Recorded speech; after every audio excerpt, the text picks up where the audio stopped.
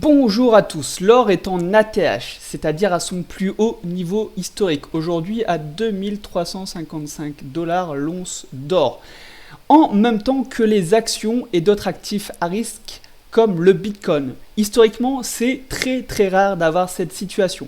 Et donc j'ai envie de dire que cette corrélation entre l'or et les actions qui montent, tout monte en fait, j'ai envie de dire que c'est pas normal. Et on va regarder ensemble et on va se poser les questions suivantes. On va d'abord faire une analyse graphique de l'or. On va le comparer avec le S&P 500. Ensuite, on va se demander historiquement pourquoi l'or monte. On va faire plusieurs scénarios pour analyser la situation d'aujourd'hui, qui pourrait expliquer son augmentation du prix. Et on va se poser la question, est-ce qu'il faut avoir peur? Est-ce qu'on nous cache quelque chose? Donc ici, premièrement, analyse technique du cours de l'or. On voit que le cours de l'or a explosé vraiment depuis 2004. 2004. Ici, on est monté chercher les 2000, pratiquement les 2000 $ depuis 2008, début de la crise financière, jusqu'au rétablissement un petit peu de l'économie en 2011 pour une rebaisse totalement, une baisse saine, une correction saine, pour ensuite réexploser à la hausse lors de l'année du Covid, dans l'année 2020, pour atteindre les 2000. Et depuis 2000, on est dans un range entre 2000 et 1645. On a testé une fois, deux fois, trois fois, quatre fois.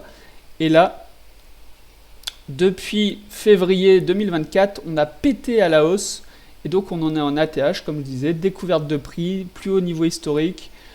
Les niveaux de prix qu'on peut estimer, il va peut-être monter à 2500, 3000, on ne sait pas encore, hein, de toute façon, le marché nous le dira, mais on est en train de faire un discover price, comme on dit. Moi, je voulais le comparer avec le S&P 500, pour vous montrer la corrélation.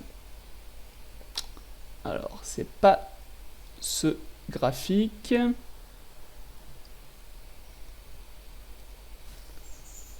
Alors là, on est en pourcentage, donc c'est un petit peu différent, vous n'aurez pas la valeur sur la droite, mais plutôt des pourcentages. Et on va voir quelque chose de très donc intéressant, c'est que le S&P 500 est lui aussi à ses plus hauts historiques. Hein. Alors que normalement, on va le voir dans les années 2000, crise .com, hop, le S&P 500 avait chuté énormément. L'or, on ne le voit pas très bien, mais avait quand même fait un x2. Et c'est surtout en 2008, la crise financière, où là, les marchés financiers s'étaient crashés, que l'or avait complètement récupéré sa performance sur 2 ou 3 ans. 3-4 ans même, de 2008 à 2011. Ensuite, les marchés financiers ont repris leur marche habituelle, c'est-à-dire monter, jusqu'au Covid. Ici, là, cette baisse qui a été très rapide pour une remontée encore plus fulgurante. Hein. On appelle ça une correction en V, donc ça fait un V tout simplement. L'or, on avait quand même profité pour rester à des niveaux élevés. Et là, on est toujours au plus haut. Ok. Ok. Donc, je vais enlever la courbe du S&P 500 pour pas vous perturber. Et on va rester en dollars.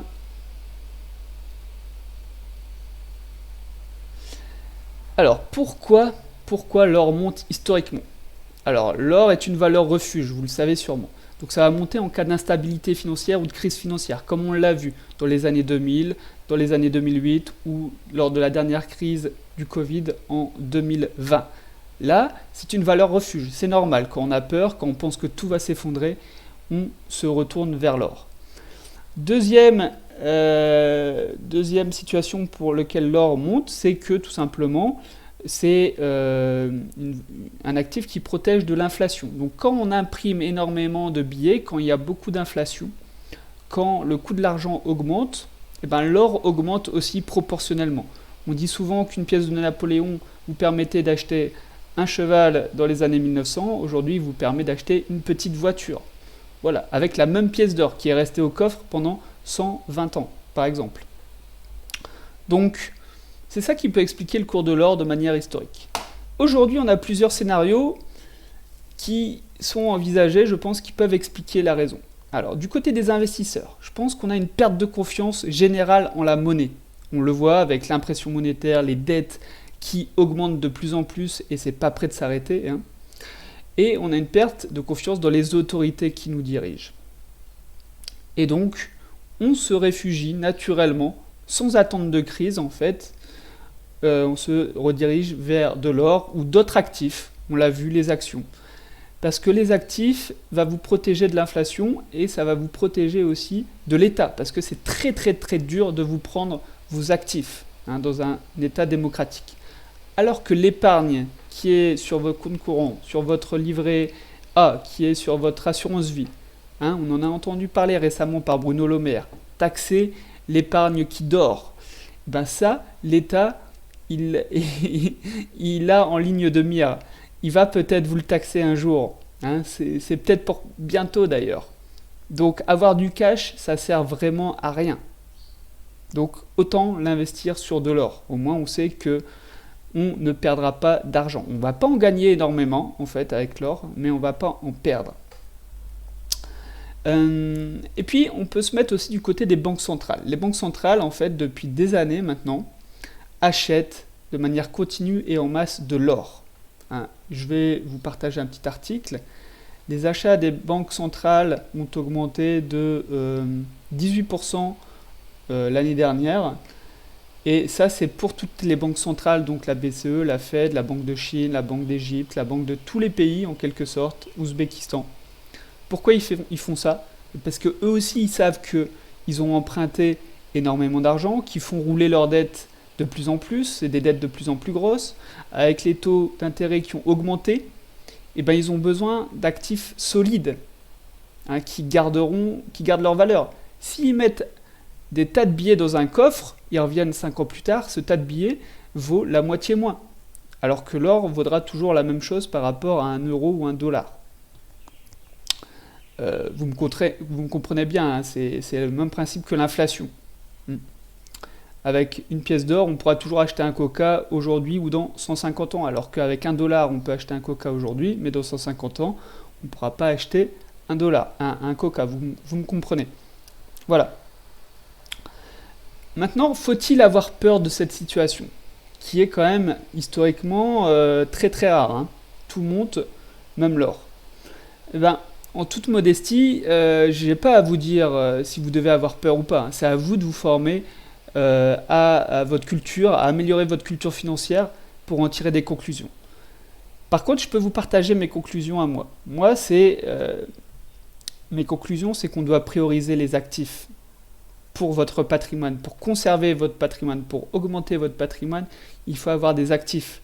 Le cash va se faire bouffer, va se faire réduire par l'inflation, par la politique monétaire de nos États, et par les taxes qui continuent d'augmenter pour de moins en moins de services. D'ailleurs, j'ai fait une vidéo à ce sujet récemment. Donc les actifs, c'est ce qui produit de la valeur. Les investisseurs, même les pays, se redirigent vers des actifs. Parce que, on le voit, ça monte. Donc il y a plus d'acheteurs que de vendeurs. Les actifs vont vous protéger de l'inflation, comme je le disais. Et ça va être très très dur de vous le prendre. Hein, de vous le récupérer à votre insu. Au contraire du cash qui, lui, peut, de manière exceptionnelle, mais ne vous inquiétez pas que l'État va toujours vous faire croire que c'est de manière exceptionnelle, qu'il y a une raison d'état général pour récupérer tout ce qu'ils peuvent récupérer sur vous. Voilà. Je voulais vous rappeler que je fais des analyses gratuites de vos patrimoines, de vos arbitrages si vous en avez, de contrats financiers, de produits financiers. N'hésitez pas à me contacter à nathan@investirpourréussir.fr. Tout ça, c'est dans la description de cette vidéo. Je vous dis à la prochaine et prenez soin de vous.